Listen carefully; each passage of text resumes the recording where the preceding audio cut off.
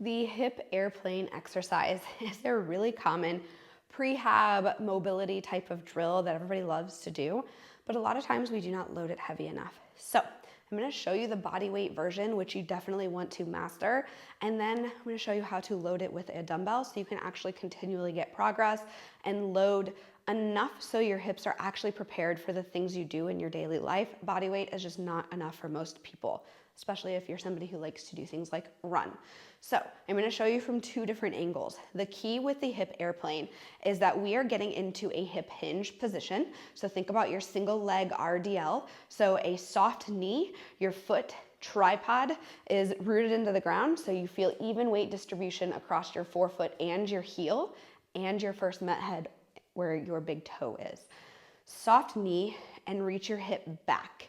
We want to keep your torso at this angle. We don't want to be coming up and down.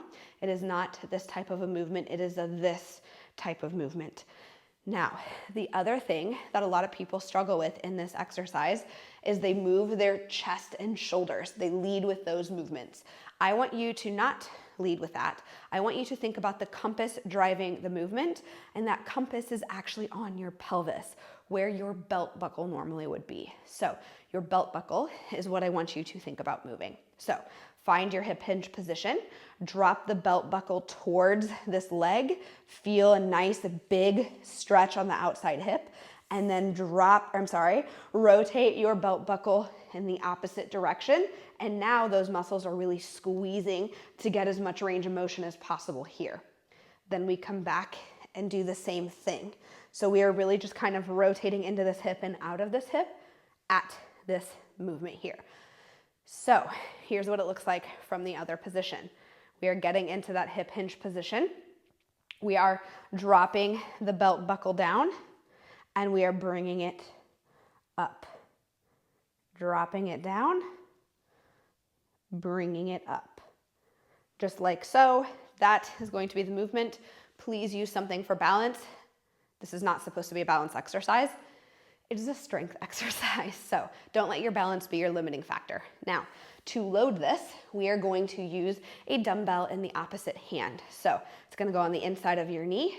You're gonna reach and let that dumbbell fall. Again, we're still thinking about the belt buckle, finding the outer hip stretch, and then we're rotating and lifting up through that. Try not to straighten your knee here. Your body will want to because you think you need to go up, but all you need to do is just find these glute muscles and then come back down. Now, choosing a weight for this can be challenging. You wanna start light to get more range of motion, but over time, we wanna progressively overload. So don't get stuck trying to perfect the movement.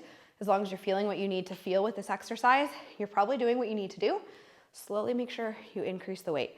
And over time, you should feel like you can get a lot more range of motion and just feel like you have a lot more stability and strength in your hip. So be patient with it, be consistent, be really intentional, and you will eventually reap all of the gains.